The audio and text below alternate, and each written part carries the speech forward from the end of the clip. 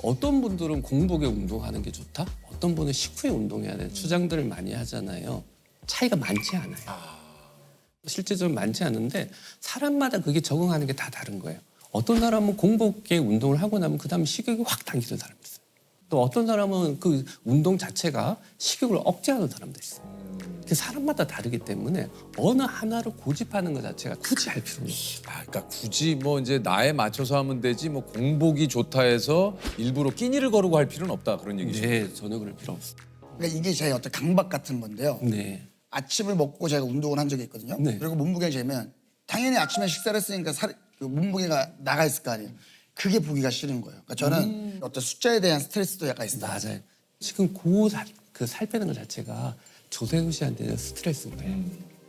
아, 그러니까 조셉도 진짜 스트레스 많이 받을 거예요. 네. 유지하려면. 그렇죠. 그러니까 조금만 지나도 막 옆에서 사람들이 너 살찐 것 같은데 막 이러니까. 근데 사실은 우리가 스트레스 조절만 잘하더라도 살 빠지는 게 생각보다 원활해져요. 새끼 먹으라는 게 여러 이유도 있지만은 그 중에 하나가 몸의 스트레스를 줄여주라는 건데 스트레스 호르몬은 정말 살이 안 빠지게 하는 주범이에요. 그러니까 사실은 그 다이어트를 할 때 환자분들한테 그런 이야기 자주 드리는데 즐겁게 빼세요. 즐기면서 빼세요. 그러면 저한테 막 뭐라 하세요.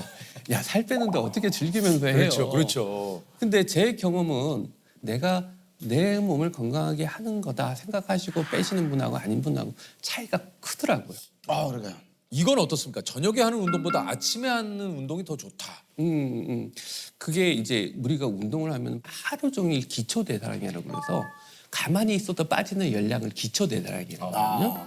그게 뭐였냐면 가만히 있어도 36.5도라는 체온을 유지하고 우리 뇌는 생각을 하고 심장은 계속 뛰고 그다음 콩팥은 계속 역할을 하니까 그게 기초 대사량이에요. 그렇죠. 그게 나가는 에너지의 60에서 70%를 차지해요.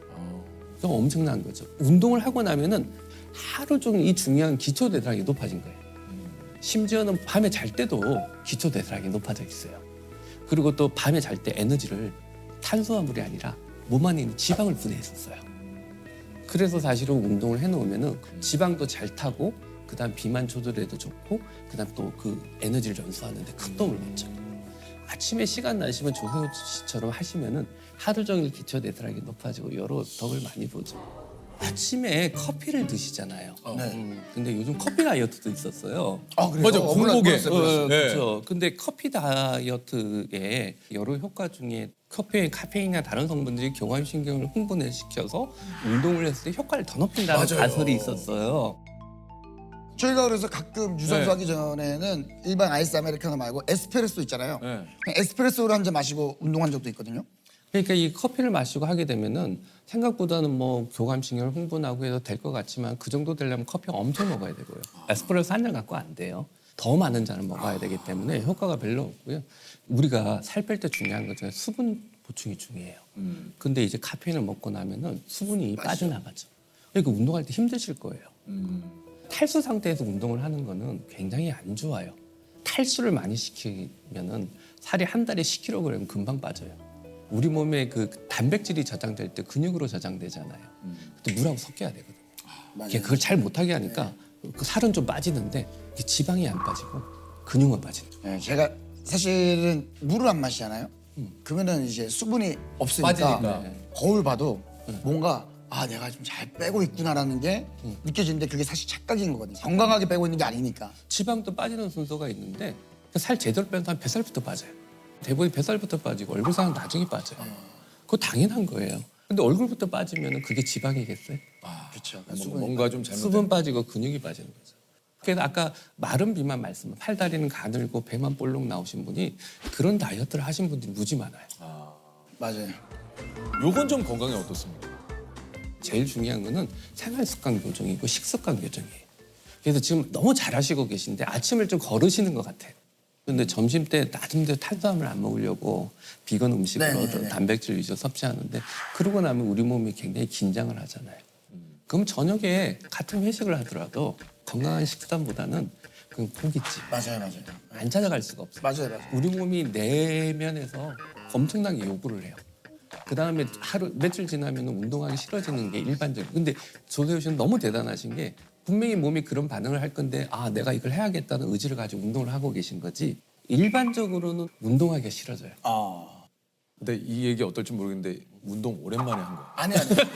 그거는 이제 제가 없기 때문에. 조셉이 수업. 아니 제가 이거는. 수업을 그동안 안 아 근데 받았었거든요. 제가 그거는 진짜 제가 좀 왜냐면 이거는 제 스스로가 체육관에 가서 운동을 못한 거지. 제가 아침에 일어나면 매일 하는 게 윗몸 일으키기 100개, 턱걸이 30개, 팔굽혀 펴기 60개, 스쿼트를 60개를 매일 합니다. 아, 조도시 너무 좋아요. 근데 사실 그게 더 중요한 거예요. 우리가 헬스장 가서 운동을 하는 거 너무 좋아요. 근데 사실 일상생활에서 할 수 있는 운동도 늘려야 되거든요. 아 그렇죠, 그렇죠. 그래서 사실은 하루 종일 운동량을 늘리는 방법 중에 제일 좋은 방법은 계단 오르기. 예. 사실 살 빼려는 운동은 일상생활 속에서 할 수 있는 운동만으로도 살 빼는 건 충분합니다. 근데 같은 평지를 걷더라도 만보 걸었다고 자랑하시는 분들 계신데 살 빼는 과정에서는 숨이 가빠야 돼요. 숨 한 번 꺼보고 그냥 만보를 걸으시면은 극단적인 표현을 쓰면은 노동을 하신 거지 운동을 하신 게 아니라 약간 숨 가쁜 운동을 반복적으로 오래 숨 가쁜 해서 운동. 숨이 가빠야 된다. 좀. 약간 숨이 가쁘는 과정 자체가 지방을 연소하는 과정 중에 하나거든요. 포만감에 대한 정의도 좀 해주셨으면 좋겠어요. 이게 보통 포만감이 다 다르거든요. 그러니까 어느 정도 느꼈으면 숟가락을 내려놓는 게 제일 깔끔한 건지를. 근데 포만감이라는 건 사람마다 달라요. 다르죠. 네네. 그리고 내가 오늘부터 살 좀 빼겠다 하고 생각하는 사람들은 먹는 양을 평소에 먹던 걸 3분의 2 정도 먹으면은 늦어도 일주일 내에 대부분의 위가 좀 쪼그라들어요. 과감하게 위가 한 3분의 2 정도 먹었다 싶을 때 숟가락을 놔봐요. 맞아요. 술 자체가 첫 번째 식욕을 자극해요. 아 그렇죠. 저도 실험을 해봤거든요. 그 집에서 한번 해보시면 재밌을 거예요. 삼겹살 먹을 때 맹물하고 드셔보시고 소주 한 잔하고 드셔보세요. 아 다르죠. 맛이 달라요. 맛도 다르고 먹는 양이 달라요. 일단 이게 소주를 마시고 삼겹살을 먹으면 쫙 달라붙으면서 그 다음 소주를 또 불러요. 그리고 또 마시면 국물을 불러요. 어쩔 수 없이. 계속 부르는 거예요. 계속 그러다가 이제 마지막에는 커먼이지 커먼. 탄수화물을 불러요. 쫙 먹고 맞죠? 그렇죠. 맞죠? 그러니까 아까까지 해놓으신 아까 비디오 봤잖아요. 점심 때까지 잘 하시다가 그러니까. 저녁에 무너지시는 거예요. 술이 몸 안에 들어와서 어떤 작용을 하는지 좀 알고 계신가요? 거기까지는 제가. 그 이전에 거기 있는 술 자체가 지방 분해를 방해해요. 방금 전에 말씀드린 식욕을 자극하고 지방 분해를 방해하고 하니까 살 빼는 데는 술은 최대의 적이에요. 맞습니다. 근데 알코올 드시는 분이 그 아까처럼 당을 너무 억제하시면 안 돼요. 우리 몸에서 당을 쓸 수밖에 없는 조직이 있는데 또 에너지도 제일 많이 쓰는 조직이 어딜 것 같아요? 에너지를 제일 많이 쓰는 조직이요. 간입니까 간? 뇌예요. 네. 뇌가 술을 계속 먹으면 뇌의 기능이 떨어진다는 걸 잘 해마가 알잖아요. 손상되기도 하고. 네.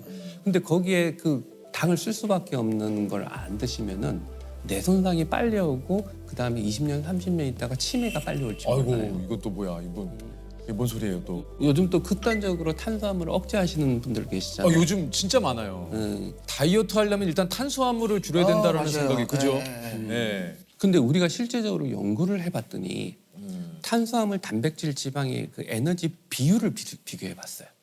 탄수화물을 에너지 중에 몇 퍼센트 먹으면 제일 오래 살까 하고 연구를 해봤거든요. 근데요? 50%가 나와요. 그렇게 높아요 탄수화물이요? 예, 50% 먹는 게 제일 오래 사는 걸로 결과가 나왔어요. 50%. 근데 생각을 해보면은 그게 틀린 이야기가 아닌 게 탄수화물을 먹고 나서 뇌나 심장이나 이게 포도당을 쓸 수밖에 없거든요. 이런 장기에서 포도당이 필요한 거예요. 안 그러면 사람이 죽잖아요. 그렇죠. 포도당을 만들어야 되는데 그걸 억제하면 어떤 일이 생기냐면은 포도당 비슷한 걸 딴 걸 분해해서 만들어내요. 그게 뭐냐면은 그 단백질이나 이런 걸 분해해서 근육 분해를 너무 시키는 거예요. 그러니까 근육이 빠지는 거.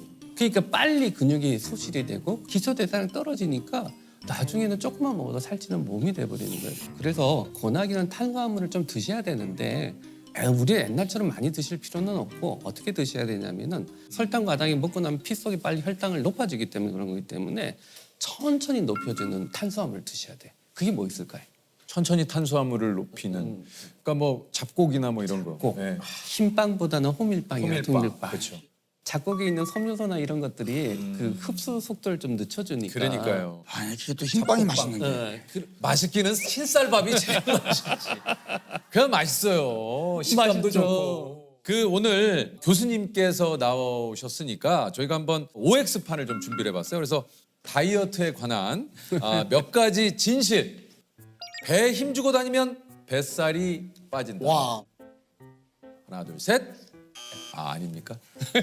배에 힘 약간 주면 텐션을 좀 주면은 요거 지방에 이게 힘을 아무리 줘보세요. 여기 힘 주고 계속 계시면은 여기 있는 지방이 빠질까요? 아니죠. 그냥 이렇게 눌렸다가 다시 펴지겠죠. 더 상식적으로 말씀드리면은 오른쪽 팔을 계속 썼어요. 그럼 여기 지방 빠질까요? 여기 계속 쓰면요? 네. 안 빠지나? 여기도 빠지는데 왼쪽도 똑같이 빠져요. 실제로 연구를 해봤더니 나중에 지방이 똑같이 빠지더라고요. 여기만 빠지는 게 아니라는 얘기예요. 희한하네. 그러니까 그 정리해서 말씀을 드리면은 일단 근육을 이렇게 경련을 시킨다고 해서 에너지 소모를 시키는 게 아니에요. 에너지를 태우는 게 아니에요. 또 운동을 할 때 특정 부위만 운동한다고 그래서 거기만 특정 빠지는 게 부위만 빠지는 게 아니라 여기 있는 근육에서 계속 썼을 때 에너지를 어디선가 끄집어 나와야 되는데 여기 있는 지방들 그렇게 쓰기 때문에 사실은 어느 한 부분만 운동해가지고 그 부분만 살 뺀다는 건 속설이에요. 그건 아니다. 두 번째입니다. 반신욕은 혈액 순환을 촉진시켜 살이 빠진다. 이거 진짜 궁금하네요. 그죠? 저는 항상 운동하고 반신욕 나서 하시는 거 반신욕 많이 하거든요. 자, 어떻습니까? 아니, 그것도 아니에요? 그 물 빼는 거죠. 그 수분 빠지는 거예요? 네. 근데 옛날에 그런 게 있어요. 반신욕이 살 빠진다 그래가지고 TV 방송에 한 번 나온 적이 있어요. 2주 동안 해봤는데 반신욕을 한 사람은 몸무게의 차이는 없었지만은 놀라운 변화가 있었다. 체지방이 빠졌다.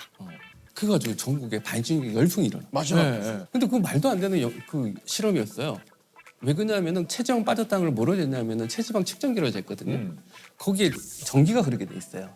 흐르는 전기로 체지방 양을 측정을 하는데 탈수한 상태에서 이게 재보면요 엉터리 값이 나와요. 그래서 잘못된 게 전파되면서 그 기계가 아니랍니다. 측정을 제대로 못했어요. 다이어트를 하시는 많은 분들께 좀 당부하고 싶은 얘기가 있다면요.